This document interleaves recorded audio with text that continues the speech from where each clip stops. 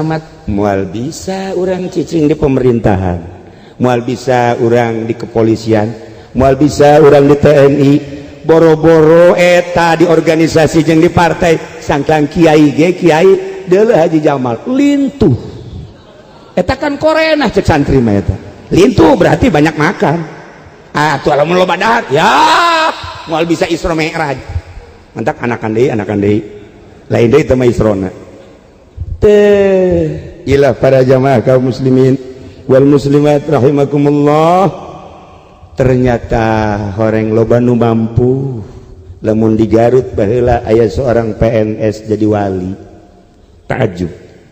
Seorang PNS di Garut, kula pemajikan orang Garut.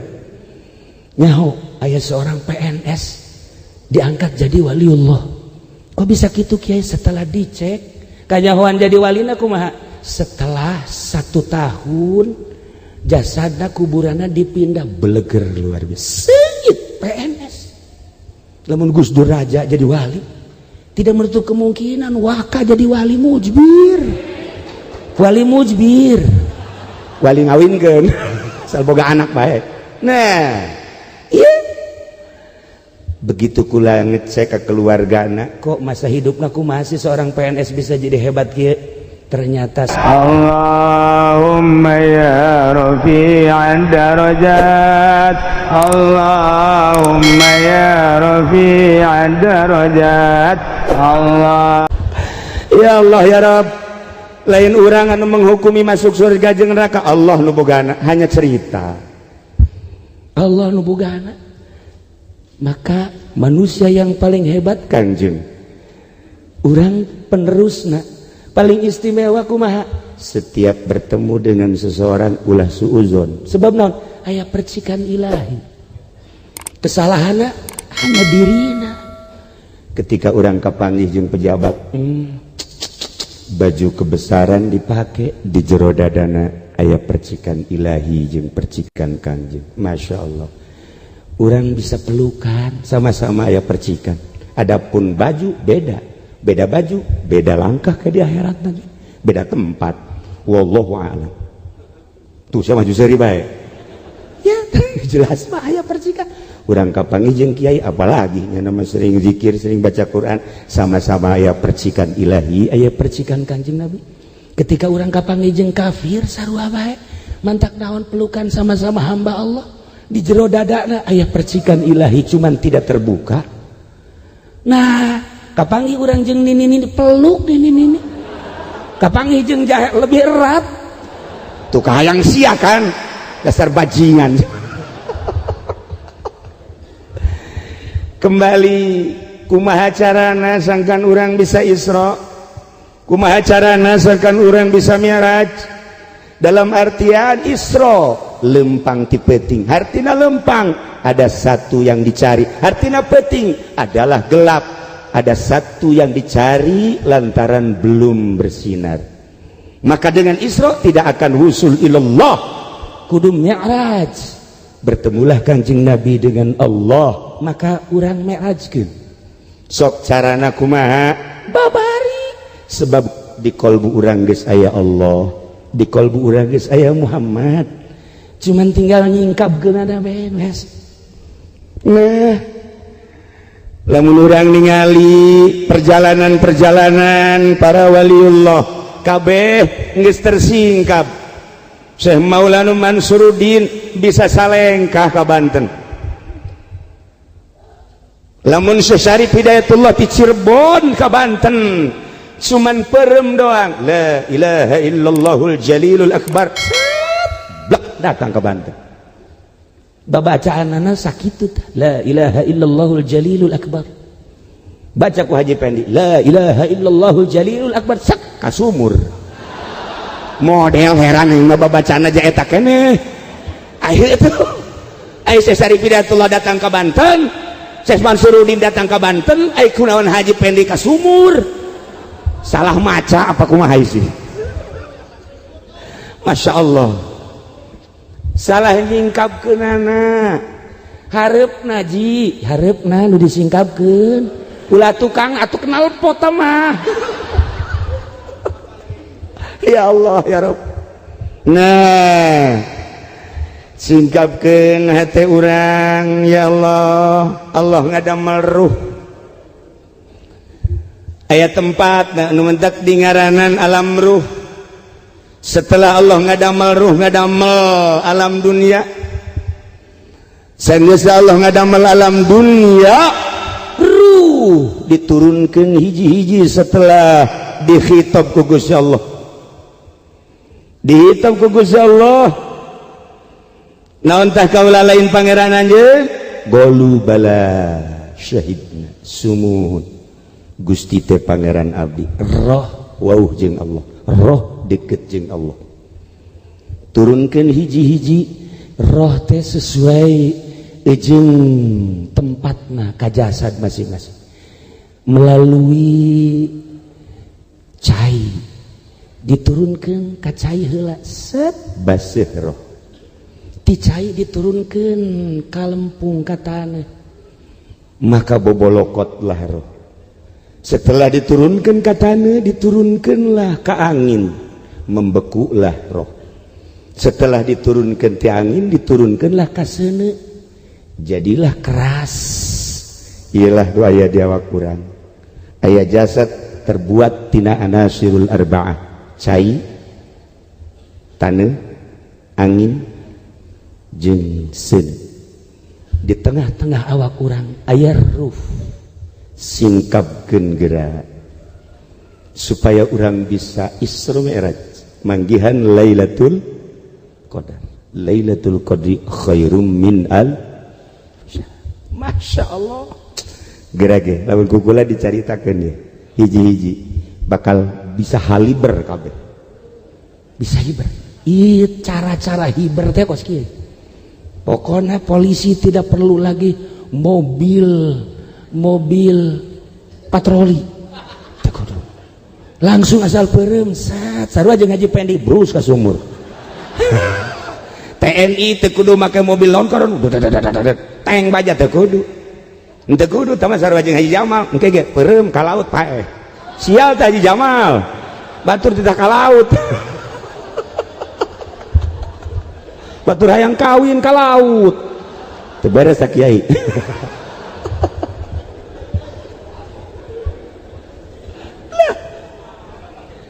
Lamun diceritakan tentang hijab nu 70 moal anggeus, tetapi ternyata aya pos-posna. Urang datang ke posna, datang ke pos hiji, pos 2, pos 3, pos 4, cukup 4 bae pa posna. Ulah datang ke 5, embe gembel teh ngaranna. Pos pertama heula ieu urang lalaunan ieu tentang ruh urang. Karena ruh urang melewati cai, melewati tanah, maka didinya aya ruh nabati jeung hewan. Hartina ruh nabati ruh tumbuh-tumbuhan, hartina ruh hewani ruh kehewanan. Singkapkeun eta urang rapih nyingkapkeun eta tinggal nyulusup ka ruh selanjutnya. Bisa hiber geura. Mulai geura geset orang merenung. Deka mana awak? Deka Allah. Ai Allah di mana? Jadi diri urang gaya percikanana. Koh teu timbul ye energi Gusti Allah lantaran aya ruh nabati. Naon? Makanan jeung minuman. Supaya urang bisa terbuka, makanan jeung minumanana dieuweuhkeun di diri urang. Atuh moal hirup kehendakna. Nah mulai duduk simpul kuari di dieu haju urang hayang ka Allah aya makanan ulah culak cileuk Haji Bamin mata geus teu culak cileuk sebab di imah kula geus seubeuh geus cenah mah culak cileuk jeung dahar geus cau geus roti geus. Nah sok geura ge lamun urang geus bisa ulah culak cileuk terhadap makanan jeung minuman sebab eta lah nu ngaganggu urang teu bisa ngendalikeun diri urang tina makanan jeung minuman. Naon bedana jeung kebo? Urang kuari ningali kebo atawa kuda atawa sapi ketika ku urang ditungtun eta kebo set aya jukut nyana mendekna kitu wes urang disiap-siap terus datang ke sawah kadinya aya pare nu keur mejeuna nah siapa pare itu mah yo datang ke hareupeun imah batur aya cangkokan set nah ieu hewan nu kitu ngaranna kula neuleuh Haji Pendi teu meunang aya makanan asal aya kacang tuh sohe cenah asal aya makanan cek aya cau cek sagala rupa eta mah beuteungna teh geus beuteung kebo pelen tah mah nah lamun hayang nyaho ieu naluri kebo Haji Pendi teu meunang aya makanan teh tah moal bisa Isra Mi'raj tah nu kos kitu moal bisa tah mah kecuali Mi'raj ka pamajikanna lihei tah mah hewan ya karim ya Allah mantak aya becara puasa tapi puasana lain lucak Haji Jamal dicaritakeun puasa untuk mengurangi syahwat puasa TK tah mah kos kitu mah bahkan samemeh TK PAUD tah mah ya puasa anak kecil tah mah kos kitu mah tuh orok bisa tah mah puasa kos kitu mah lain puasa kos kitu tah mah puasa tina makanan jeung minuman siang maupun malam lain berarti untuk mengurangi syahwat tetapi untuk mentiadakan keinginan makan dan minum supaya sampaikan ka teu hayang dahar jeung nginum teu hayang bae dibere ge dibere embung lamun lain kahayang nyana mah tolol deui bae eta mah tuh gambar eta mah ka Allah sih pulah pilih gambaran urang didinya geus mandeg sebab aya ruh hewan diri urang mah di dieu bae ka Bandung teu meunang lapar saeutik kakarak ge naik mobil Haji Mamin geus ngomong urang di mana eureunnya cenah teh ieu cai ge encan ka dieu kabeh cai can ka dieu kabeh geus ngomong urang dahar di mananya tolol tah budaknya heuh horeng di tukangna Haji Pendi atuh sarwana tah mah urang manca laon-laon teh geus garencanakeun dahar di mana nginum di mana sare di mana ya karim etalah ruh nabati jeung ruh hewani perangan dua eta bisa Isra urang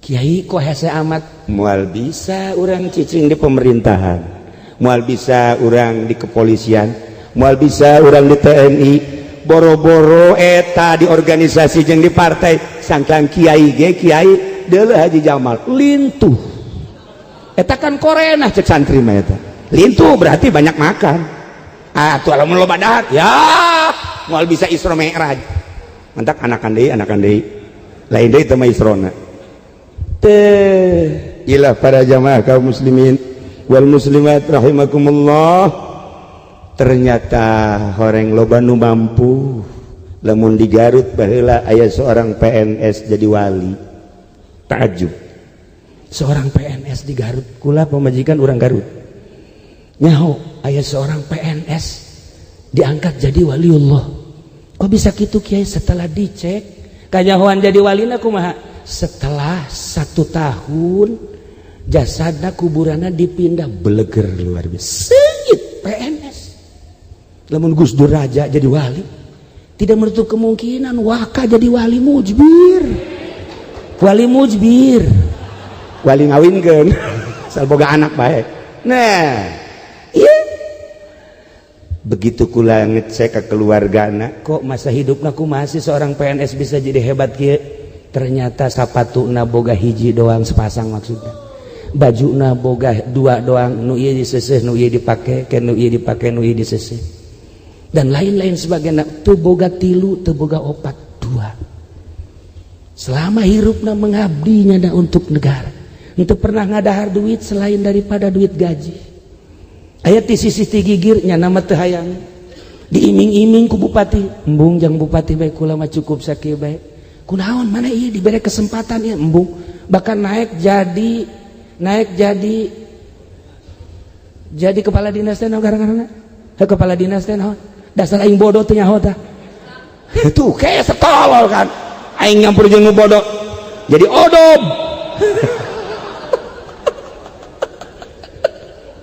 Nah iya dahayangan ditanya ku bupati kunaon anjeun teu daek sekedar dunia gampang tapi engke di akhirat mun ditanya ku Gusti kula ngadahar nu lain hak kula sedengkeun lamun eta terjadi neraka. Masya Allah ngaleuwihan Ki Jamal tama pikiranana eta kiai mah kiai GL eta mah tolol atuh nyaho tolol nu mana meureun teh mah tah nyelehkeun kiai. Masya Allah karim. Nah iya seorang PNS lamun kula dicaritakeun seorang polisi ti Gus Dur aya seorang polisi anu jadi diangkat jadi waliullah seorang TNI.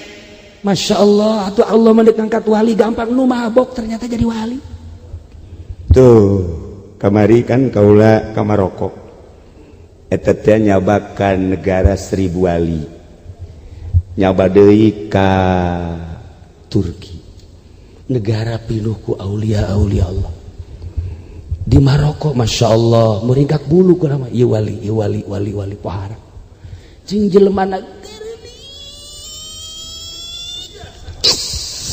Masya Allah anu dihayangalkeun dibayangkeun ti dia Afrika pasti hideung Afrika pasti kajen kumaha ge hideung nyaho ka seeng bol seeng eta nyaho tapi ternyata barang datang ka ditu ya Allah jeung nu hideung irung mararancung mata sararipit bule ya Allah ya Rabb ieu ku garlis-garlis teh urang Maroko horeng Afrika Utara anakku Haji Agus teu beres hiji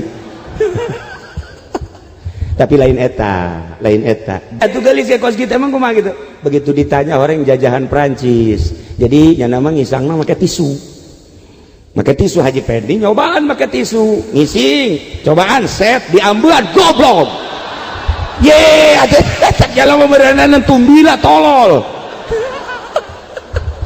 heran aing boga batur dinasibkeun ku Gusti Allah model kos kieu nasib oh masalah geus.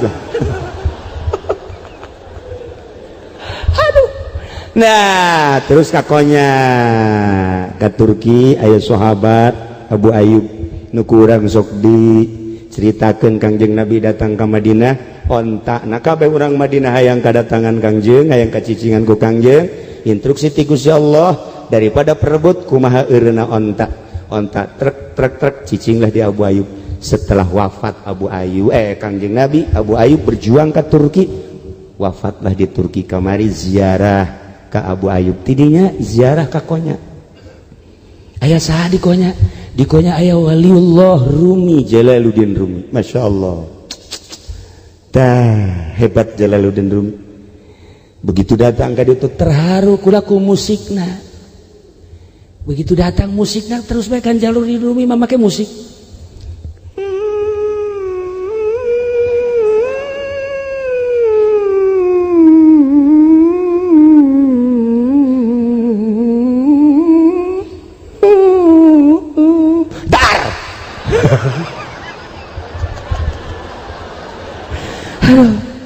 rempag hate musik ilahi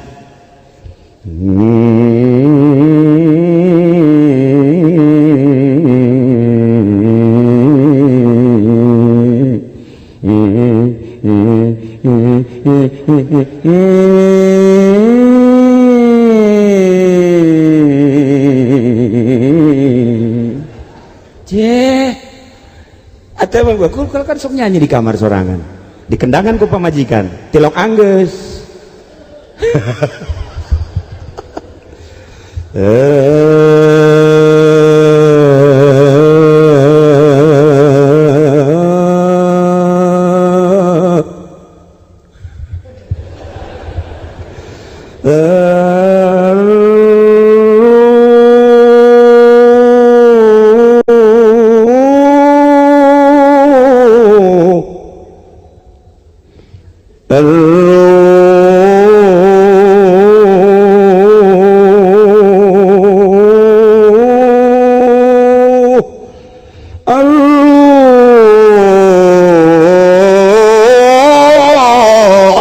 rajin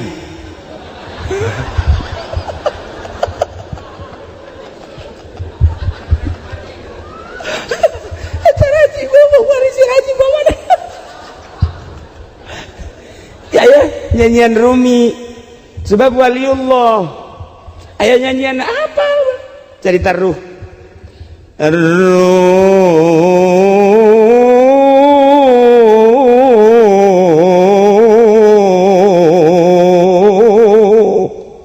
Masya Allah.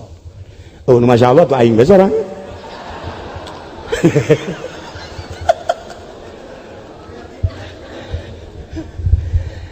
Nah, ya Rumi, salah satu konsep Rumi untuk bisa Isra Mi'raj. Ente mencintai seorang wanita. Wanita aya di harapan orang. Atau bahasa Rumi, seorang laki-laki sedang bercinta. Aya kekasihna diharap, dicoba ku kabogohna. Cik kabogohna Karawang ieu ya. Asal geus sehektar dijual. Karawang jahat. Masya Allah. Perehyangan mak akang, ya Allah. Imah temen dijual. BAKB. Iya nu kita kuat mah. Kamana?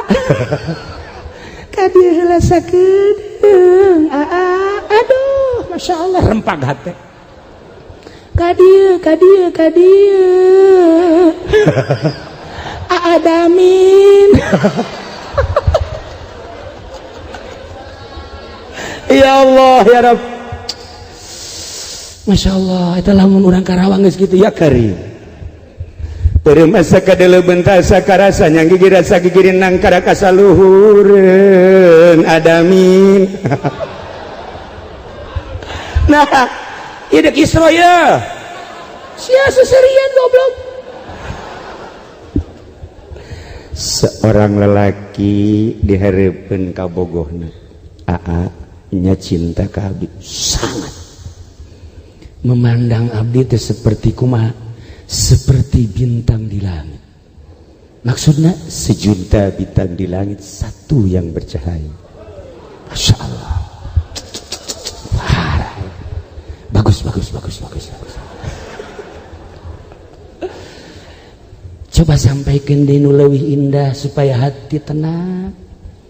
Gunung yang tinggi akan kudaki, lautan yang dalam akan kuseberang. Masya Allah. Nikmat perasaan. Coba nu leuwih teh eta. Andaikan aku memandang wajahmu di terik matahari yang panas, tetapi ketika aku pandang wajahmu, teduh perasaan. Masya Allah. Iya Karim, pohara ta bahasa geus luar biasa ta mah.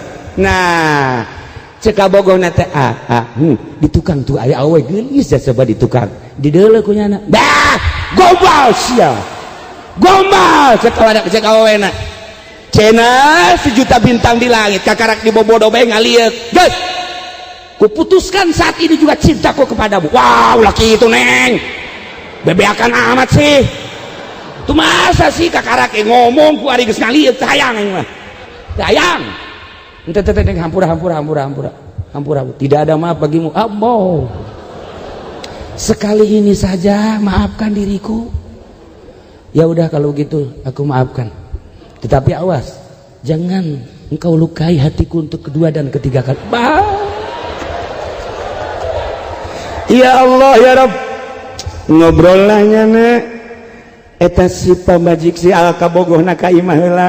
Sanggeusna ka imah mawa kue bolu apem jeung kue cincin. Eta isyarah kabeh eta. Bolu dada. Apem alah geus hosia ta mah geus. Ceritana ngobrol, ieu kan Isra malam hari ye. Kesetik dia tuh setengah dua teu karasa. Nah, keur ngobrol-ngobrol ngecek ka bogona teh ikan peting, coba taya kue, coba nu mana tah anu kasedap jeung resep, coba mangga. Coba ieu buatan saha cenah. Pokona ulah nyaritakeun buatan, sok gara-gara icip-icip. Langsung nyana nyokot ka apem. Wah tolol cek nanti cek kabogohna guys putus ayeuna keneh pan bisa putus lamun bener bogoh teu kudu ngadahar kue deuleu banget ya deuleu banget lamun bener bogoh pokoknya lapar leungit ku deuleu banget berarti kan kayang kue mengkol tolol guys tidak ada maaf bagimu mantep guys putus didinya guys atuh sa eta kabogohna kieu be ya Allah nasib tetap kutunggu jandamu.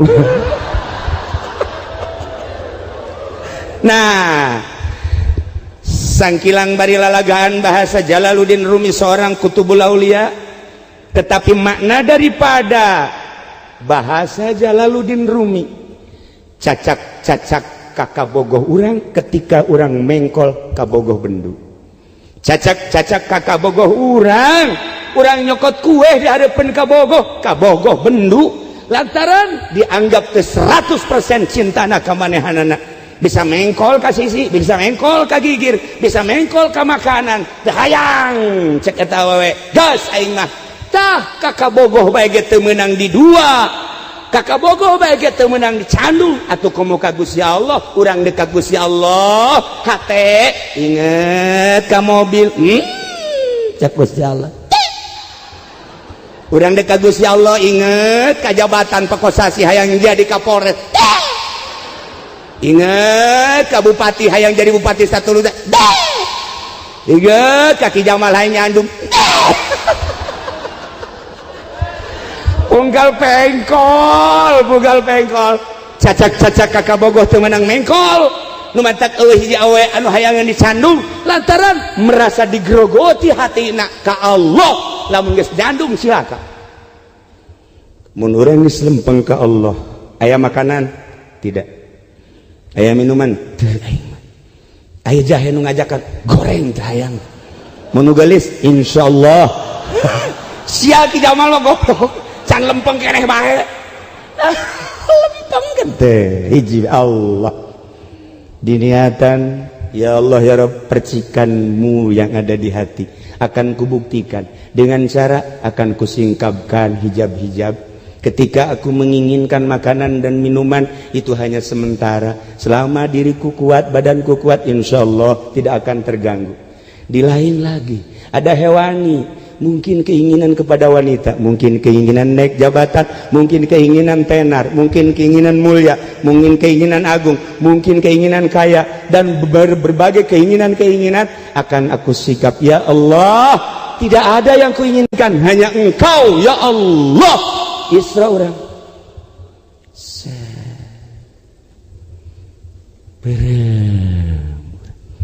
iya nu mantak ngaganggu ka Allah naon makanan nu mantak ngaganggu ka Allah minuman nu mantak ngaganggu kang Allah kunaon SMS cek aji entoh teh mah tadi teh WA-an tolol atuh pace bukan masa kiai aya di grup goblok gitu coba Allah karim irade ka Allah na sia goblok aya di grup Allah karim iya irade kusul ke Allah Masya Allah karim nah polisi WA-an masih wajar TNI WA-an masih wajar pejabat WA-an masih wajar sebab aya jaringan-jaringannya namakan aya jaringannya pengusaha masih tetapi lamun kiai WA-an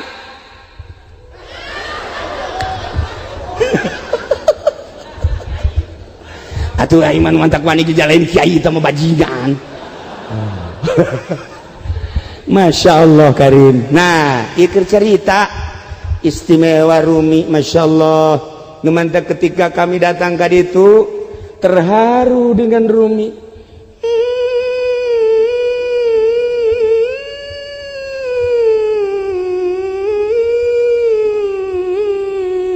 dak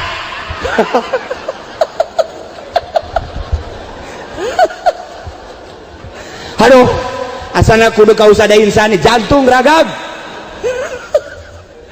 musik Rumi luar biasa satu pertanyaan Kiai emang boleh musik tergantung tahapan-tahapanan nyanyian eta nu dibaca tadi nyanyi tola al badru qasidah, burdah qasidah, seberzanji qasidah, pakai musik tergantung derajat-derajatnya. Bagi orang Syafi'iyah anu can usul ulah cukup baik cara tadi urang digadengekeun masya Allah sholawat luar biasa, datang ke hese orang nyana nu maca urang nu ngap-ngapa atuh Rusdi malah mun sakali deui paeh ngap-ngapa nyana mah teu ngap-ngapa Rusdi mah wah ya budak tapi anak buah hiji-hijina ieu digantina maksudnya ya mudah-mudahan dipanjangkan umur yang mudah-mudahan dibere bisa kawin deui cilaka ulah pokoknya mah bisa wusul ilal rumi. Masya Allah karim kurang meneliti bahasa-bahasa Rumi istimewa. Ketika seseorang nundek masak kacang dibukaan cek Rumi, kemudian kacang tersebut aya dina panci, kacang nu dibukaan teh ngaluncat ditewak ku Rumi, ulah ngaluncat cek kacang teh ndek dikumahakeun, ih ndek dipasak, aduh atuh nyeri, maneh dipelak, maneh teh disiram, maksudnya supaya bagus ndek dipasak. Allah cak kacang atuh kumaha engke bakalna, atuh kami panas atuh kok ndek dipanasan, tetapi dibumbuan, setelah digodog dibumbuan engke bakal aya rasa, engke disuguhkeun ka jelema, kacang teh ternyata ngeunah kacang teh horenganan dibukaan heula, saenggeus dibukaan teh horenganan dikulub heula, saenggeus dikulub teh horenganan dibumbuan heula, digodog, saenggeus digodog diicip-icip uyahna, diicip-icip bawangna, diicip-icip cabena, diicip-icip dan lain sebagainya, geus sedeng cak masak nikmat ieu suguhkeun ka jelema. masyaallah ku nikmat ieu kacang, jelema ge memeh jadi polisi sakola heula, datang-datang make pangkat bae di dieu ye bintang 7 atuh puyeng ngana bisa kuarinya kal pangkat teh lantaran digodog heula. Nah ieu kiai nu mantak dikiaikeun ge Ki Jamal eta teh nya ngadapang heula di pondok pesantren, nu mantak lamun santri can hideung ieuna can hideung dengkulna can jadi kiai, sebab teu pernah ngadapang, teu pernah. Haji Pendi bukan hideung buduk teh mah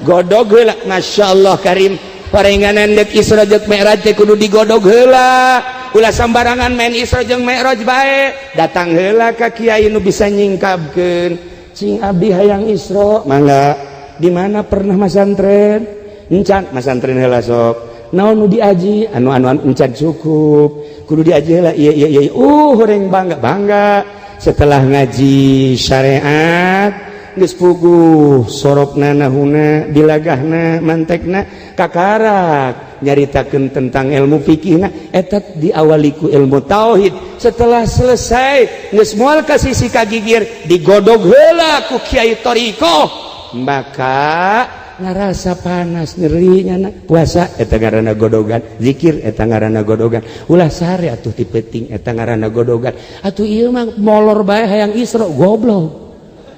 Sia dek mana Isra ajo dek Mi'raj, emang siap puasa bae henteu aing mah. Potongan Haji Mamin eueuh Isra Mi'raj. Atuh teh tadi teh cek Haji Jamal sugan teh mah henteu rapet, horeng rapet. Pan atuh cenah teu rapet beuteung ka hareup. Disangka Haji Jamal ya Allah ya Rob. Nah iya cerita bahasa Rumi tentang Isra Mi'raj masih panjang orang menyaritakan, tekudu ka Tuhan Syekh Abdul Qadir, tekudu ka Kitu Abu Hasan Asy'adzili, tekudu ka para wali-wali sangan waya di urang. Ieu mah pengalaman kaula kakonya ziarah ka Imam Jalaluddin Rumi karak sabaraha poin nu kula dicaritakeun tentang Isra Mi'raj geus kaharti ku urang. Ulah sambarangan Isra, ulah sambarangan Mi'raj, lamun encan digodog heula, anu ngagodogna ge kudu koki. Kacang digodog ku lain koki, ko santri makan lain koki. Si ieu masak kacang, si Udin masak kacang, si Jamil masak kacang, rasa beda-beda.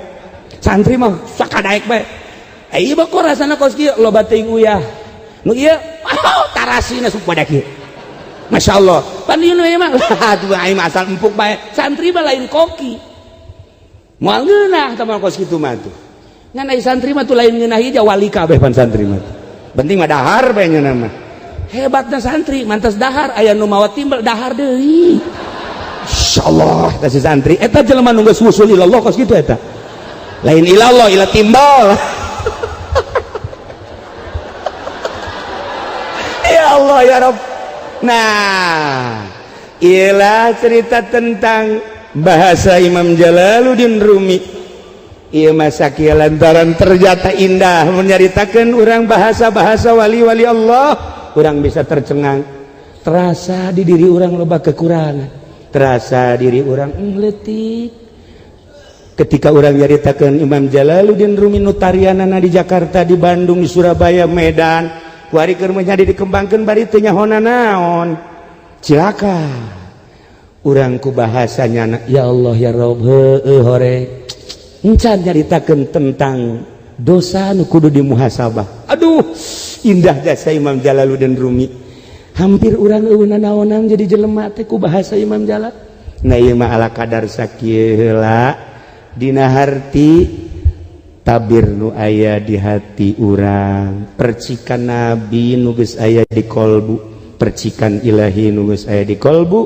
geus aya bahan jang wauh jeung Allah tinggal nyingkabkeunana kakarak saeutik mah ke buka deui tina sodru kana kolbu ke buka deui ti kolbu kana fuad ke buka deui ti fuad kana sirrul asrar kakara kurang bisa Isra Mi'raj sarua jeung Isrona Mi'rajna Kangjeng Nabi urang Kangjeng Nabi Muhammad sallallahu alaihi wasallam urang pasrahkeun ka ahlina para aulia-aulia Allah jang urang cukup mencintai hamba-hamba Allah anu teu terkontaminasi pikiran jeung akalna kolbuna hiji be Allah situasi politik nyanggakeun sadaya-daya ieu mendeka Allah bae situasi ekonomi nyanggakeun ieu mendeka Allah bae si itu hayang naik pangkat urusannya si itu hayang sugih urusannya si itu hayang kaya urusannya ieu mah hiji be Allah tah etalah ahli Allah mun aya nu kitu antep ulah diganggu lantaran kekuatan di negara lain terletak pada kepala negara lain terletak pada orang kaya terletak pada hamba Allah anu dikasihi ku Allah ingat hati-hati wahai para hamba-hamba Allah ingat wahai para pejabat ingat wahai para polisi ingat wahai para TNI ingat wahai para budayawan ingat wahai para ilmuwan bukan terletak pada mereka-mereka yang hanya keinginannya sekejap tetapi terletak pada hamba Allah anu dicintai ku Allah hargailah hamba Allah anu berpangkat wali Allah subhanahu wa ta'ala mudah-mudahan urang kabehan dijadikan hamba Allah nu sejati dijadikan umat Kangjeng Nabi tidak terkecuali sahabat nu hadir di dieu khususna umumna dulur-dulur urang sadunya mudah-mudahan aya dina ridho Allah subhanahu wa ta'ala dijadikan hamba Kangjeng Nabi Muhammad umat Kangjeng Nabi Muhammad sallallahu alaihi wasallam inti daripada Isra Mi'raj ialah salat wa'mur ahlaka bis salat wastabir 'alaiha cerita salatna tadi geus ala kadar tinggal cerita tentang salat menurut sirrul asrar aya cara-cara aya permintaan untuk ala kadar naon kadang-kadang pembangunan masjid cek panitia yuk ala kadar sabogana berjuang agama lamun lain ahli Allah moal kuat sebab naon kabita bae ku pamere kabita bae jeung kebongbrong ku dunia tapi lamun lillahi ta'ala malah ngaluarkeun berjuang teh lain dibere tah ima kiai teh lamun ceramah kan kudu dibere bae da dibere pan teh ceramah eta kos kitu kiai bensin pan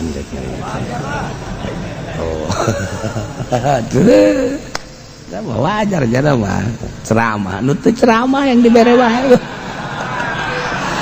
Kita mah goblok bin tolol bin bloon bin oplo.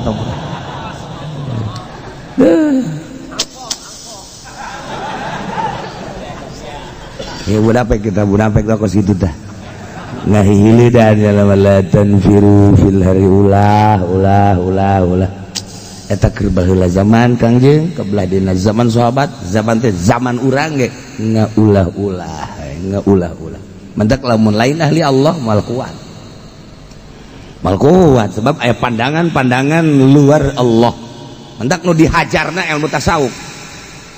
Nu dihajar teh ilmu tasawuf. Mimiti Iqbal ngahajar tasawuf terus kebelah dieuna ngahajar tasawuf sebab lawan ahli tasawuf anu kararuat berjuang ngaleungitkeun muatan lillah tasawuf lalu dihajar anu tidak rasional lah. Masa ibadah itu pakai perasaan tidak rasional. Lihat Kangjeng Nabi ini ada hadisnya ini ayatnya kikituan dihajar terus tapi makin dihajar tasawuf makin muncul malah kita namanya nama tejahuna naon berbagai ulama modern ngahajar tasawuf di Indonesia teu kudu dicaritakeun ngaran-ngaranna malah nyana anu hancur-hancuran sebab iya ahli tasawuf ieu anu getol jasa berjuangna tanpa pamrih militan nyana teu hayang dibere hiji Allah sakitu beta urang lamun geus kos kitu karak ieu lain Pak dibabawakan ku bupati ya ceramah teu dibawa ku bupati teu ceramah bawa ku gubernur teh kiai musiman nu kos kitu ngaranna salah teh kiai henteu maksudna teh bener eta mah kiai har tidak jang negakeun agama nu sabener-bener nama moal bisa ku jelema-jelema nu kos kaditu sebab aya kepentingan luar agama anu teger mah hiji we sabodo aing mah hiji beng neangan ridho Allah lillah teu hayang diagungkeun teu hayang dimuliakeun teu hayang dibere teu hayang hiji be Allah diaromongkeun sadaekna sia ngomongkeun engke geus sia katulah ku Gusti Allah sorangan jelema nu keur ka Allah diomongkeun tungguan moal betul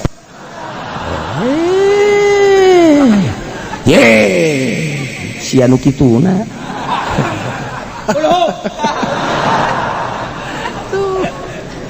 moal beda ieu nu urang ngadenge mana sih Jawa Timur nu lilahna mana sih Jawa Tengah nu lilahna ya cak jana lillah mah urusan hate beres bener omongkeun ku sia langkah sia ku hate tante hate teh aya haseupna ka mana arahna teh ayo ahli Allah omongkeun ku sia ulah nu hirup keneh nu geus paeh ngomongkeun sia ka Maulana Hasanuddin omongkeun moal kebal sia jadi cak-cak sia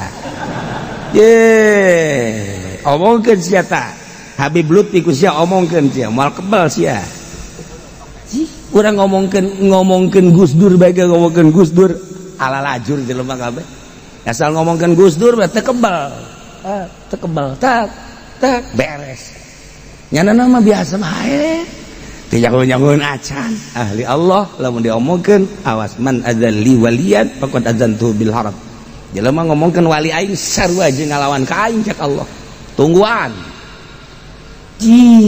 parang salah tah ieu munafik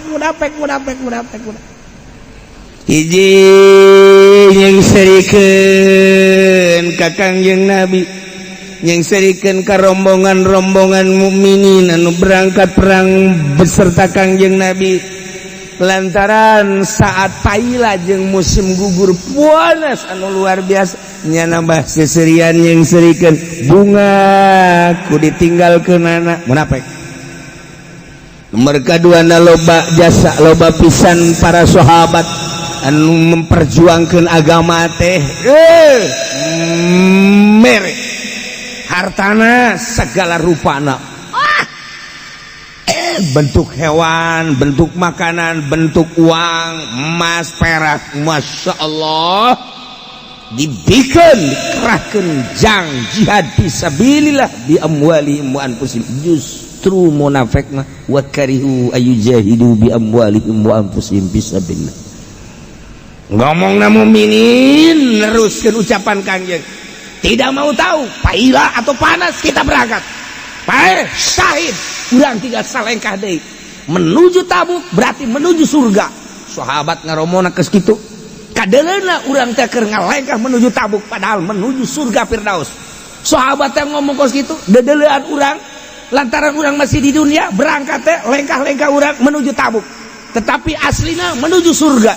Tapi munafik ngomong nawa qaulul la tanfiru fil hari panas, blon panas. Ulah berangkat panas ya nyiksa awak ya. Tapi sahabat teh ke Bandung berangkat beserta Kangjeng Nabi Muhammad sallallahu alaihi wasallam. Cek Kangjeng Nabi qulna jahannam asyaddu harra. Gusti Allah kul bejakeun Muhammad eta munafikin ngomong panas. Emang bener keur panas tapi naru jahannam asyaddu harra. Panasna neraka jahanam leuwih sangat, leuwih dahsyat, leuwih parah tibatan panasna Tabuk. Kuari garasa panas, perang, paeh, surga, nikmat seserian. Tapi nyana kuari ngarasakeun panas, nyana teu milu perang seserian sakedeung deui di kulub di neraka jahanam leuwih panas. Ya Allah ya Rabbi, urang kuari panas. Urang panas kuari ngeulean jam bae kieu. Liwat tamoal ye. Geus kieu bae nyana, tadi ngauduk setengah piring doang ye. Geus kieu bae panas, geus kikipas nyana. Tah aya bae nu nganasehatan di itu ulah ngaji panas urang teh kan butuh kesehatan panas eta mah kan teu bagus porenganan bejakeun kanyanan naru jahannam asyaddu harra panasna jahanam da sia di imah bae leuwih sanget tibatan panas dari majelis ye di majelis mah panas ge lah sakedeung di majelis makin eta. Tapi in parah mah cenah kieu panas hate kulo mah ieu. Hate panas cenah ieu. Teu mah di ASEAN ge panas bae. Panas bae teu mah di ASEAN ge ku urang panas bae. Ye, tapi lamun urang manteng ka Gusti Allah, Urang misalnya ibadah ngaji, salat, zikir, baca Quran, panas, teu ngarasa. Panas bae alhamdulillah. Gusti abdi dibere keluar kesang, ieu kesang teh jadi saksi.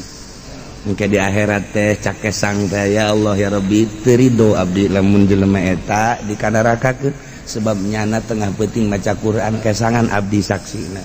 Deui. Masyaallah saha nu kituna.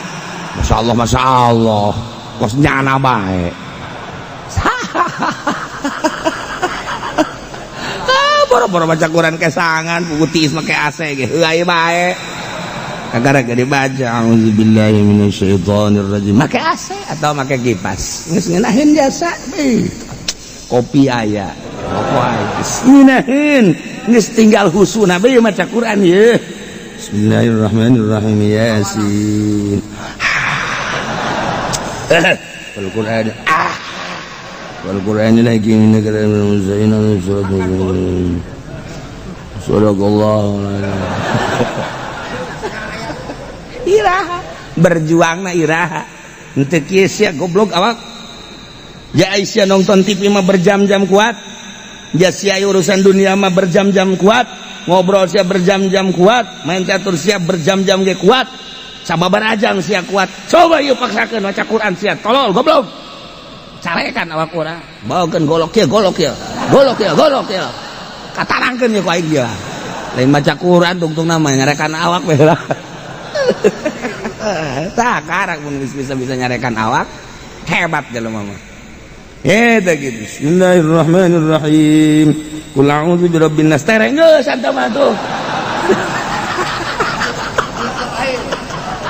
tamat tak majikan amal kebal deui sadaqallah ye. Atuh kalau subirubin nas subirubin ada majikan enggak ada yakin we ilahin nas min syarri wa taqulu make Quran ka geus talar tah mah alladzi wasbisu jinnatu aduh sodaq tuh bener teu jauh disangkaan kula atuh naon hartina teh kopi Kak kalau itu bener-bener itu kudu make kopi ulah ngomong sia geus porosotkeun carana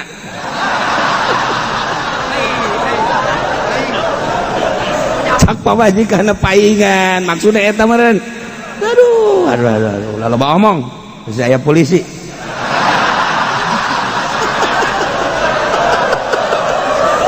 kayak orang ditangkep deh oh kan untung nama Masya Allah kari awak tuh pernah diperjuangkan ku urang perjuangkan nafsu orang sekali, 2 kali, 3 kali, 4 kali terus perjuangkan tadi itu bakal ngenang orang ka berangan saya tiba ya Allah nalangsat Masya Allah mual balik deh waktu teh ka tukang teh eta kosong itu pakai ibadah ka Gusti Allah ya Allah sabaraha tahun orang mengisi hirup di kosong-kosongkeun mual balik deui ka tukang tinggal nu kahareup tah para solihin teh ceurik nyeung ceurikan lamun katinggaleun lewat datang ka subuh teu hudang tadi mual balik deui kan waktu eta kosong pakai sare batur mah geus datang ka dinya nyeung ceurikan teh geus lain yang cerika dosa deui yang cerikan waktu kaliwat urang mah subuh qodoan geus seserian qodoan Allahu akbar aya anak dek Allahumma dinina kan kieu ai sorangan mah nyana ge pal-palan lantaran aya anak liwat di handap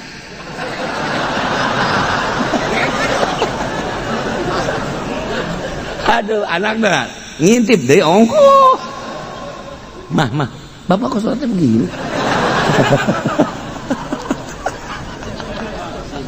tah aja teu nalangsa lamun hayang nyaho tah pangkat solihin mah tinggalin tahajud bae teh kalewatan datang ka subuhna mencar karak tahrim doang geus ngalengis ceurik lain yang cerika dosa eta waktu tah kaliwat Masya Allah kosong jaknya aduh mun ditegor ke di hareupeun Allah sia eta pan pake sare kunaon nu mantak sare lelap tah ditanyakeun nu mantak lelap sare berarti kan awalna kunaon mun barang dahar naon mun boga masalah naon ditungtu terus ka dinya ceri para solihin urang pernah henteu pernah pan urang ya Allah ya Rabb urang mancan nyorang kesangan ibadah teh can nyorang nu mantak di masjid di majlis make ieu ge asup ulah kesangan jasa ulah awak urang teh ibadah ulah kesangan tapi kan main catur mah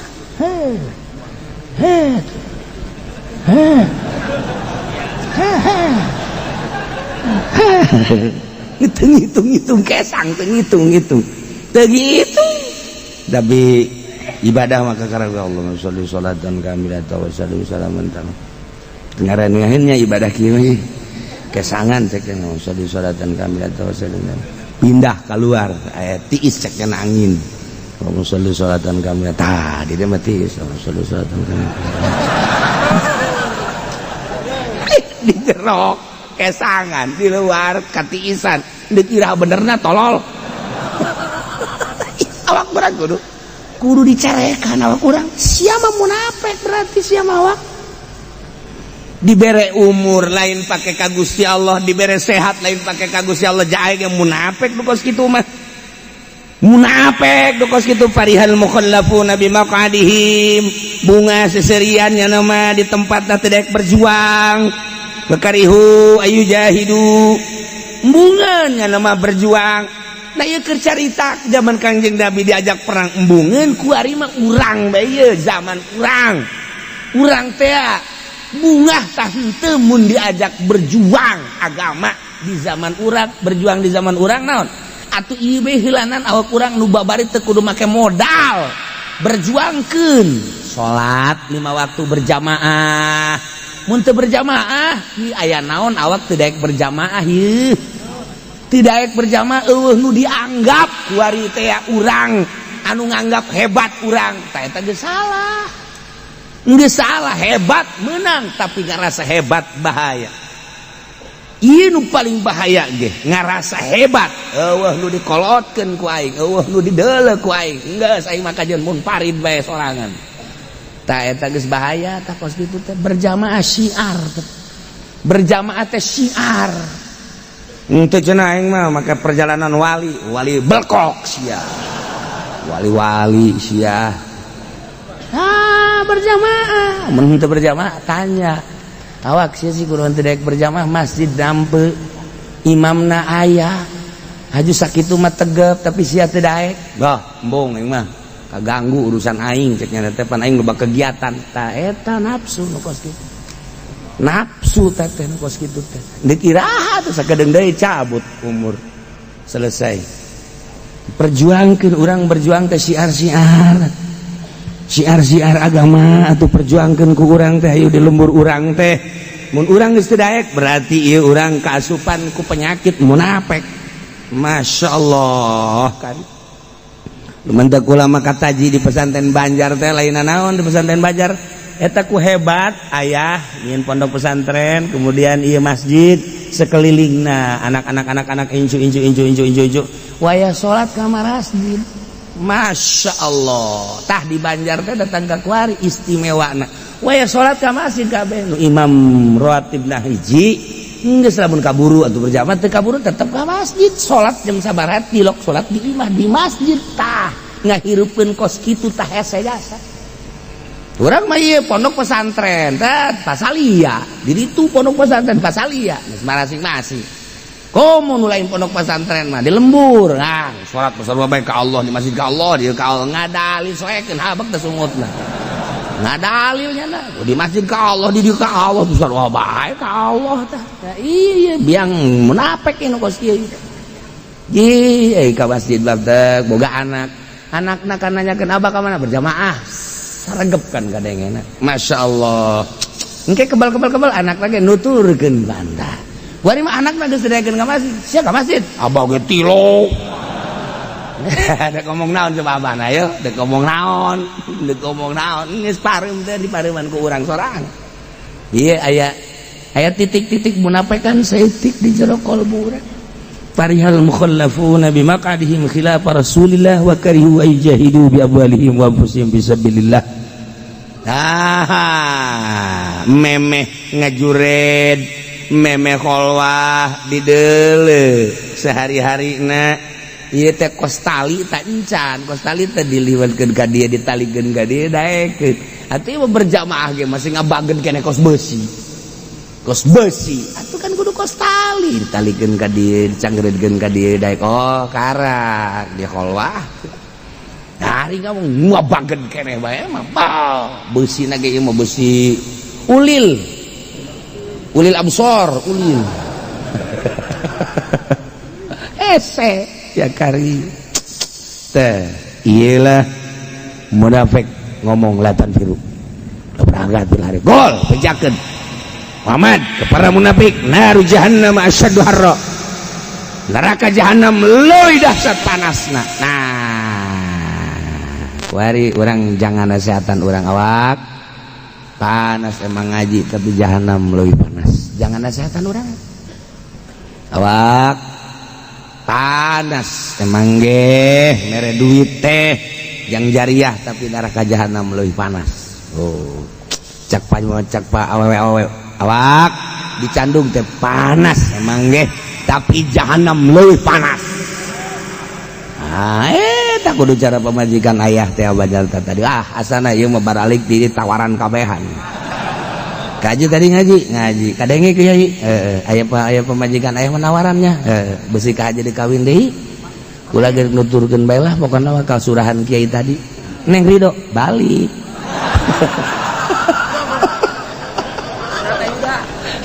siapa kok kakak mah bangun nu hayang teh gitu henteu sih tadi bangun merangkak itu aing mah nanya ge sia lamun aing ka WD emang sia deuk balik apa deuk cicing WD balik lah geus atulah ikos kitu mah nawaran Allah tah nar jahannam asyaddu harra kitu ge law kanu yafqahun lamun nyana nyarahun lamun nyana jarahun bahwa neraka jahanam leuwih sangat panas, leuwih dahsyat panas, leuwih pohara panasna.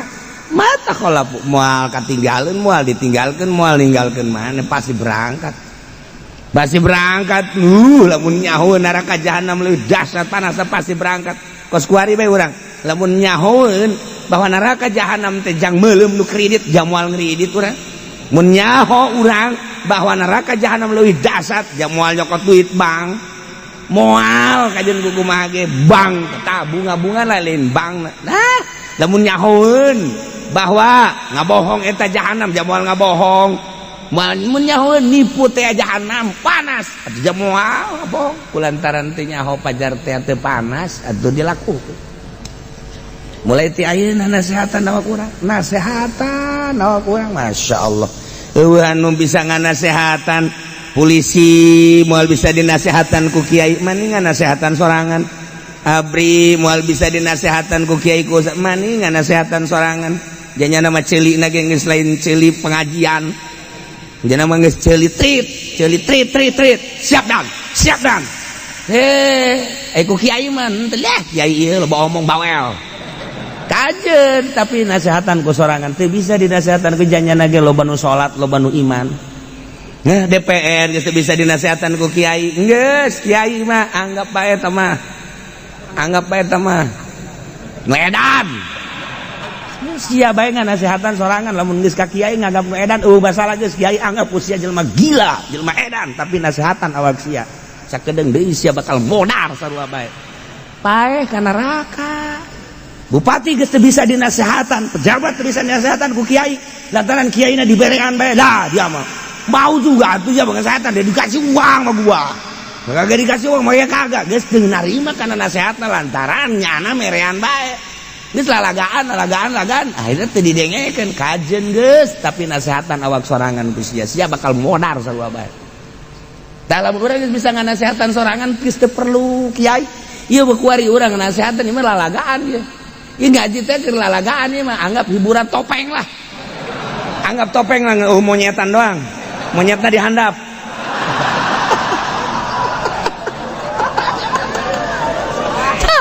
Anggap dah. Tapi geus ieu mah kajen dianggap topeng monyet ge. Ngan balik mah nasehatan sorangan geura. Nasehatan ku sorangan teu bisa ka nasehatan ku kiai, nasehatan sorangan.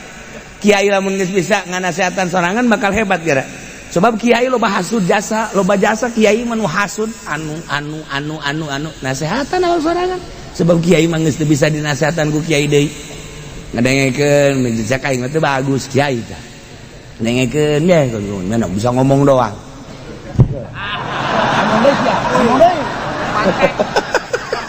Sia ngomong doang. Geus kajen geus kiai teu bisa ngasehatan ku sorangan. Awak sia teh dititipan ku Gusti Allah teh ilmu kadahanan jang batur jang sorangan geus datang ka mana sia ngamalkeun ilmu titipan Allah. Ayo melalui kabisa-kabisa sia anu dititipkeun ye ku Gusti Allah ka sia awak geus datang ka mana batur mah tuh ayah banjar datang ka maut memperjuangkeun agama teh magahan ngaji mama sempur masya Allah. Ya Allah ya Rabbi, tuh Mama Satibi, tuh Mama Nahrawi, Mama Oco, Mama Jengan Imam Keresek datang ka maut nya nama memperjuangkan agama teh. Aisyah kunaon haju memperjuangkan Golkar. Ya si awak ya awas sia kuai dipeupeul ku kayu Golkar sia kuai. Hah? Nasehatan nu bisa nganasehatan ya batur mah malah jeung seurikeun. Nasehatan ilmu teh nu bagus mah jangan nasehatan diri sorangan. Nu mentak dizarahan ge Mama Sempur dizarahan, Mama Bakri ngaranna itu Masa Tibi teu eureun-eureun dizarahan, tuh Mama kitu Mama Nahrawi di teu eureun-eureun dizarahan, Mama Oco jeung sajaban. Eta teh kapan meureun aya sinar. Nah sia awak ye mun urang jadi kiai. Sia lamun paes anu ngajarahan. Ngomong deui emang sia hayang dizarahan. Hayang dizarahan maksudnya berarti hayang wali meureun hayang mulia goblok si awak. Atuh teh anak-anak yang urang nu ngajarahan teh. Wasiatan ka anak. Wasiatan ka anak. Nah ka dieu. Abang mun paes ajarannya teu hayang. ya berarti pelit apa pelit. Berarti kan orang teh henteu bisa ngancemkeun pangaruh ilmu ke anak. Eta nu mantak dizarahan ge ulama-ulama bisa nembus ke jero hate. Bisa nembus ke jero hate. Komo mun aya waliullah mah kan bisa komunikasi. Aya nu sok ku urang dihadiahan Imam Badawi. Imam Ahmad Kabirur Rifai, Imam Badawi tah sakurun tah. Begitu Imam Badawi maot kan Imam Rifai kan kadinya ziarah. Begitu ziarah, assalamualaikum ya Imam Badawi. Badawi teh Habib kan itu dah mah. Terus we baca hadiah. Nah, nyana boga masalah isuk lain isuk dina tahun ieu endeu ka Mekah. Maksudna minta petunjuk istikharah ka Gusti Allah encan aya petunjuk bae. Ieu melalui ziarah ka Imam Badawi. Nyana ziarah di jero hate, ieu di jero hate. Ieu minta petunjuk endeu ka Mekah. Beres, amin, amin, alhamdulillahirabbil alamin. Henteu ngomong teu naon. Suara di jero kuburan. Ya Ahmad Kabirur Rifai besi ka Mekah bae insyaallah tahun ieu aman salamet eueuh nanaon geus segera ka Mekah. Nyana ngahulang we kieu bae. Suara di jero kuburan buat kakadenge ya Allah ya Rabbi cak kita isi Iman Badawi pohara amat. Pohara jasa tak kadenge ieu mah lain ku perasaan tapi ku ceuli. Ieu di tukang murid-muridna Aisyah tadi ngadenge mama Masya Allah datang ke kos kitu teu karomah nu mantak urang di hadiahan bae Imam Badawi di hadiahan Imam Ahmad Kabir Rifai di hadiatah dibuktinan mantat Imam Syaroni zarah kadinya anu ngarang Mizan Syaroni teh zarah kadinya ku hebat-hebatna karomah di jero hatena nyaho coba zarah ya ka dieu ye coba cenah lamun boga masalah langsung dijawab aya suara di imahna teh boga rencana kos kitu teh dina hate. Assalamualaikum ya Imam Badawi beres encan ingkah hei Syaroni masalah nu di kitab anu nu kumaneh dipake kabingung teh eta jawabanana ieu sakian lamun dikak bulu aing mah dijawab langsung di dinya kakarak di dinya mah percaya jasa langsung endek di hadiahan bae setiap salat kula dek hadiahan ka Imam Badawi. Nah ieu eta bukti. Si ieu kan cara langsung dijawab.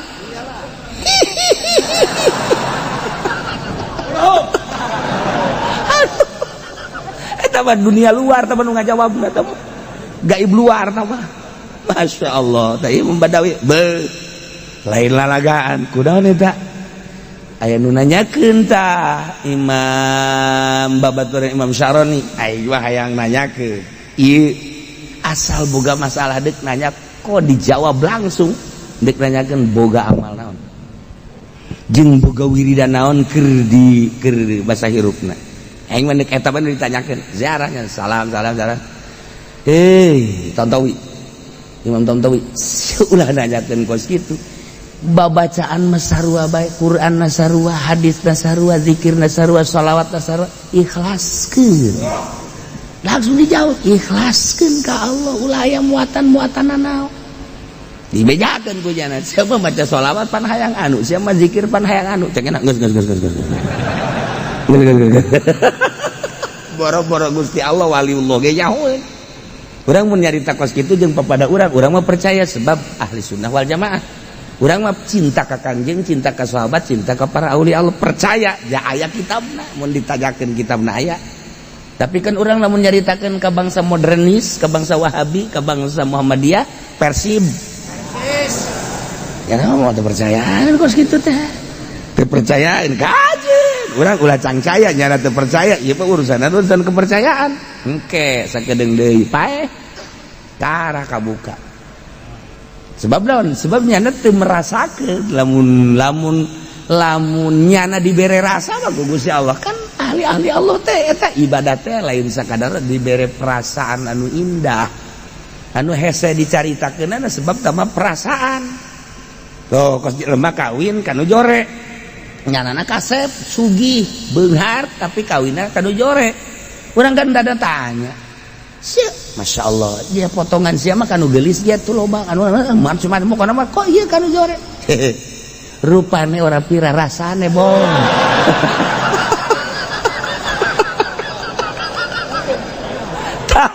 iya kan perasaan aya perasaan anu henteu bisa dicaritakeun ku manehanana jalamun manehanana henteu boga perasaan mah atuh awe ieu meuli nu mana ge bisa tapi aya satu perasaan pandangan batin anu luar biasa ge lah cara mereka ieu teh bisa kitu sebab urang kawin kanu geulis can puguh bisa ngahudangkeun tahajud tapi pamajikan aing mah jore-jore ge ngahudangkeun kaji biasana kaji tahajud hudang tah mendek tahajud teu penting hudang kajen awakna teu hudang enggak asal teu bae hudang sia masuk kaju leuwih ieu ngahudangkeun teh tah ya eta kan nu geulis can puguh ngahudangkeun kos kitu tah aing kataji ku etana masyaallah bisa ngabangkitkeun semangat ibadah ketika aya nu maot tatangga kaji atuh itu tatangga maot teh inget tahlilan tahlil atuh ka ditu tah aing inget ka dinyana urusan jore urusan lah sapira di dunia ieu tapi ngabangkitkeun semangat na aing tah nu pake kainget-ingetin ku aing eta haji itu tuh naon masjid itu ka haji encan mere kan ka ditu geus sabaraha duit geus atuh aing mah 20 juta mah isin atuh ka haji ya ka haji mah pun boga ratusan juta tah aing inget ka dinya na ngabangkitkeun semangatna tah aing leuwih wajah jeung seleunana mah teu sabaraha tapi eta tah aya pandangan kos kitu eta kan jarang eta pamajikan ditanya nih emang eta sok ngabangkitkeun atuh kula mun teu kitu naon pupur yeuna geulis henteu pan ngajak-ngajak ibadah ka Gusti Allah beuh neng pohara amat neng pohara hatena ieu alhamdulillah tuh bandingkeun jeung Rubaitul Adawiyah mah masih luhuran Rubaiah neng pan kitu amat tah eta kainget-ingetin loba urang boga pamajikan teh lain urusan geulisna lain urusan hebat tapi ieu semangat nyemangatkeun ka ibadah aya anu boga pamajikan geulis majikan we geus sande kitu boro-boro ngajakan ka aing nyanana ge diajak salat we jasa ih sakali da aing geus mere ka masjid 10 juta kita dicokot deui aing isin atuh mun pamajikan goblok-goblok teuing mun teu dicokot cenah gua balik pan ieu babo urang Masya Allah, tungtung nama turunan mana sih pamajikan aing tuh? Tungtung nama katurunan bae. Tah, iya. Orang mantek teh akan pamajikan teh tanu bisa nyemangatkeun ibadah di dunia mah moal kebal di dunia mah. Masya Allah ngagugulung nafsu mah babari sebenarnya. Dah, ieu munafik berbeda bae. Kanjeng Nabi ngajak berjuang, nya nama cicing. Kanjeng Nabi ngajak keluarkan harta, nya nama ulah. Kanjeng Nabi ngajakan siap berjuang di medan laga kajian page nya nama ulah. Kanjeng Nabi kajian panas ge nya nama ngaulah-ulah panas susah ialah munafik farihal mukhallafuna bi maqadihim khilaf Rasulillah wa karihu ayjahidu bi amwalihim wa anfusihim fi sabilillah falyadhaku qalilan wal yabku katsiran jazaa'an bima kanu yaksibun di dieu teh aya lam amr ai lam amr makan marentah li talab jadi atuh pihartieunana nurutkeun zahir mafal yadhaku maka kudu seuri eta munafikin qalilan saeutik di dunia wal yabku jeung kudu careurik munafikin tepil akhirat di akhirat kasiron bari loba mal kaharti komo ka dieuna jazaam bima kanu yaksibun kena balesan pagawean nu kumanehanan di usaha jadi atuh kudu careurik kudu sareurik di dunia saeutik bae wal yabku ke kudu careurik kudu sareurik di dunia saeutik kudu cerik di akhirat nu loba dibolak-balikkeun teu kaharti lain gitu asana atuh kobo ieu jazaa'an bima kanu. Jadi eta lamun ku urang dibacana teu make ilmu ma'ani memual ka harti, make alfiah doang mah kos kitu ngahartikeun zahir. Lumpatkeun ku urang ka ilmu ma'ani. Dire urang aba-aba ku Imam Jalal. Khobarun an halihim bisyighatil amri. Setik teuing nya merena aba-abana nya. Datang ka teu ka harti deui pan ku urang. Geus bae mending sadaqallahul azim bae mah. Teu ka harti hese. Orengan di dia teh tolab nabi mana khobar. Mentek tadi khobarun dia teh bahasa khobar. Nyaritakeun an halihim tina tingkahna munafikin. Tetapi make bahasana bisyighatil amri make segat amr. Geus lamun dilempengkeun mah orang ieu teh amri bimakna khobar. Ieu bahkan sakadar nyaritakeun atuh ulah dibawa amrna. Geus lempengna ngomong mah eta munafikin teh kulantaran di dunia nang tangan bae ka Kangjeng Nabi, pagawean teh nang tangan ka Kangjeng Nabi, selalu kontra bae jeung Kangjeng Nabi. Pagaweanana nya mah pagawean anu pinarakaeun bae atuh. Engkena ieu munafikin mah engkena dedeuh. Lain deui kan. Tadi tah obar kan. Lantaran munafikin mah boga pagawean teh selalu berbeda bae jeung Kangjeng Nabi. Sedengkeun Kangjeng Nabi mah ieu teh ngajakan ka akhirat atuh meureunana nama ngajakan ka neraka dunungan. Geus atuh manehanana mah ajakan ka neraka geus ku Gusti Allah dicaritakeun di dieu make bahasa-bahasa amr. Kulantaran kukuh-kukuhna manehanana bakal ka neraka, maka sanajan hobar make caritaan amr. Geus atuh di dieu teh nyaritakeun tingkah munafik. Horeng munafikin mah nu tadi seserian teh anjeun serikeun Kangjeng Nabi eta teh fal yadhaku qalila seserianana moal kebal kan kaharti dijah tangkorakna meureunna.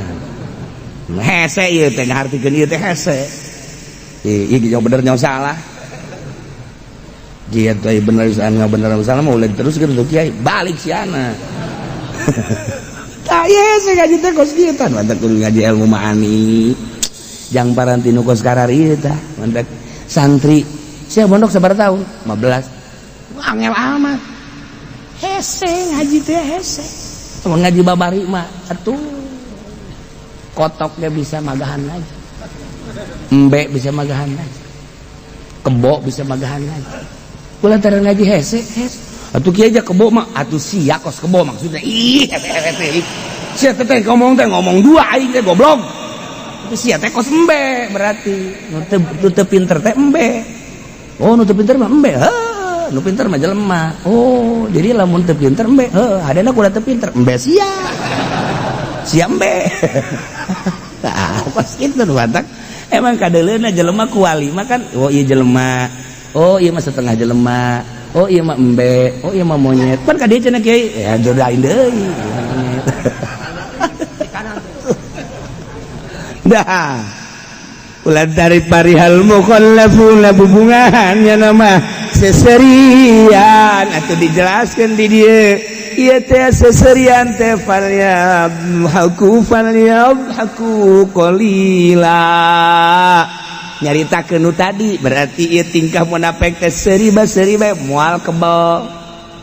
Sanajan saumur hirup waktuna manehanana teh 100 tahun misalna aju bubungahan bae seserian lain sajam 2 jam lain sapoe 2 poe lain saminggu 2 minggu tapi na 100 tahun anggap bae kolil bae lantaran dibandingkeun jeung masa akhirat abadal abidin wa amadal amidin tungtungna naon hartina 100 tahun komo tamangan 50 tahun komo ngan 40 tahun falyabhaku qalila seri nyana yang serikeun Kangjeng Nabi moal kebal sok sia seserian ke di akhirat wal yabku katsira engke bakal ceurik sia di akhirat lantaran neuleuh neraka dirasakeun ku sia neraka ngojay sia kakerbekan di neraka wal yabku katsira siap bakal di akhirat. Ieu teh naon? Jazaa'an bima kanu yaksibun. Etalah balasan-balasan kalakuannya na pagaweannya na nuku manehanana dipigawe waktu harita bubungahan seserian sak moal kebal sia seuri di alam dunia anu manehanana kamari ngajakan ulah berjuang teh sok sia seserian sesenangan ke wal yabku katsira bakal ngerebek di neraka abadal abidin wa amadal amidin. Nah ieu teh anu geus kieu ngaranna amr bimakna khobar geus atuh berarti majaz. Nah, lamun geus caritaan majaz geus lain deui ka ditu nang ngaji kolot ngaranna. Ngaji kolot umur kiai atuh ambal aya umur manu kolot itu. Jang naon hartina umur kolot. Ngan sakudu merek-pek doang mah. Umur mah bisa kolot tapi pangarti bisa orok.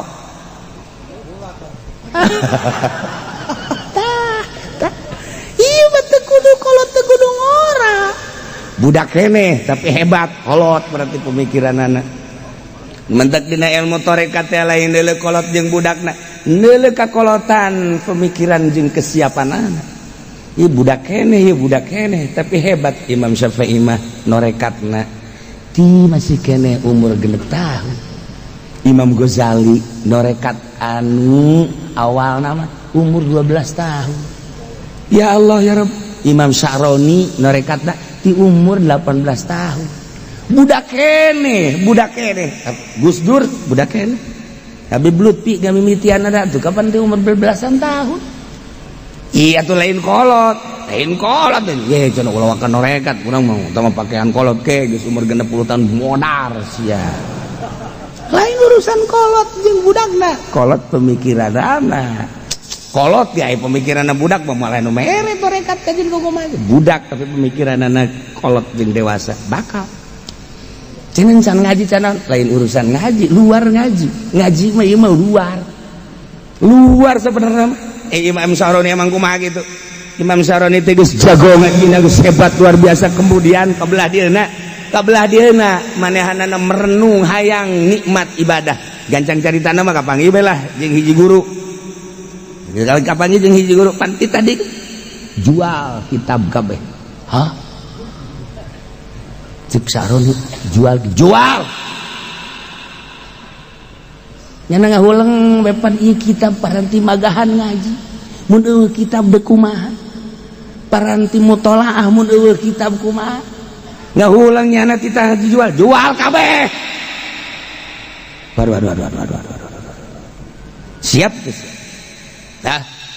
jual kabeh jual bikeunana geus eueuh kitab hiji-hiji acan di karak dibere sholawat dibere zikir. Nyana nanya kunaon emang nu mantak titah dibikeun jeung dijual aya mah sia neuleuh deui ongkos jelema main gapleh eureun tapi gaplehna teu luhureun lawang moal kebel engke puyang itu naon oh gapleh teh cokot deui guyana ieu lalagan trenan tangkorak sia barudak mun endep piceun urang macana kureta dina resep jasa ngagitar lah kuari mah geus bisa digantungkeun bae dideuleu encan beneran teh kos kitu tobatnya can ber setahun puyang deui pamajikanna balik mulai cokot deui melepas kerinduan eta piceun beres geus ieu Sya'roni langsung jual beres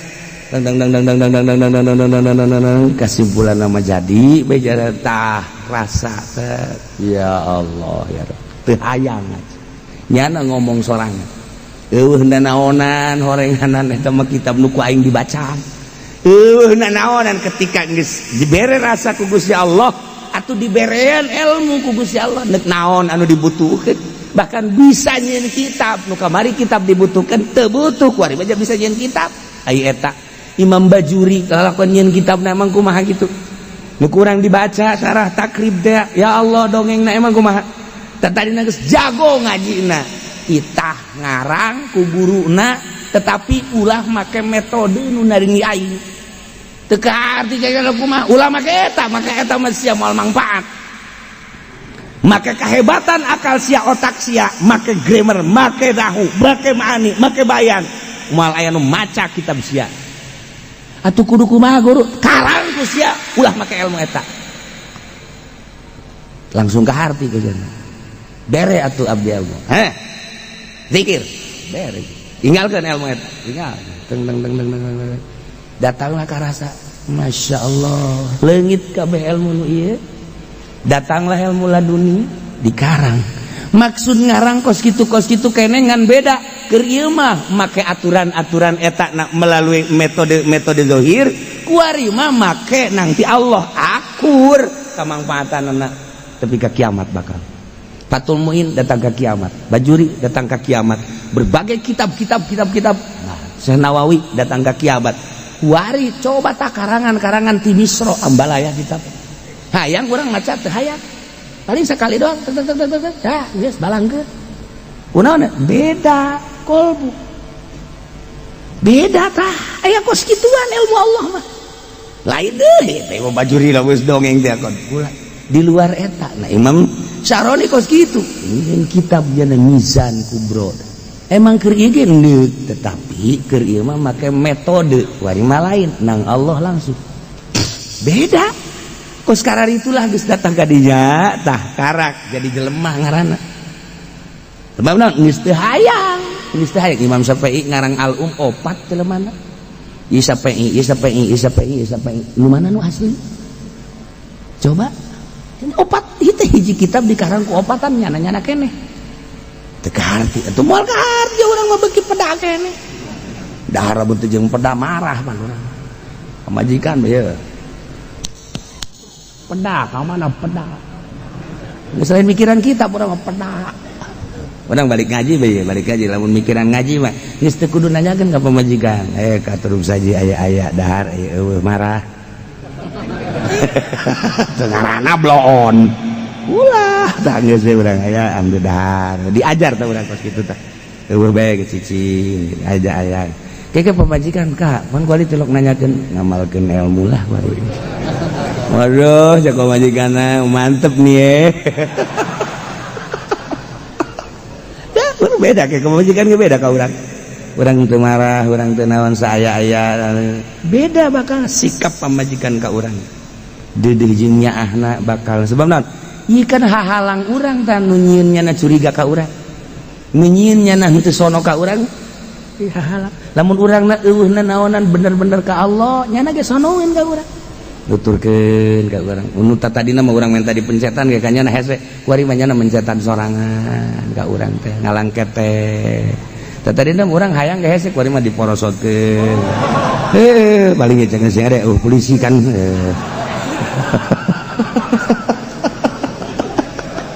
Aduh ya Allah ya Rabb.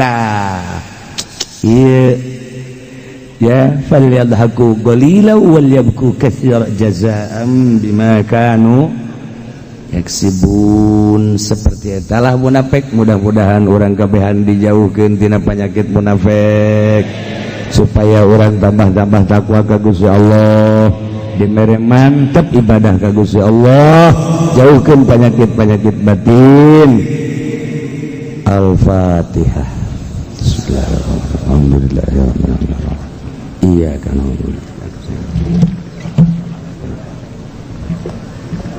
Allahumma salli wa sallim ala sayyidina Muhammadin fil awwalin wal akhirin wa barik wa sallim wa radiyallahu ta'ala an sadatina ashabi sayyidina Rasulillah ajma'in.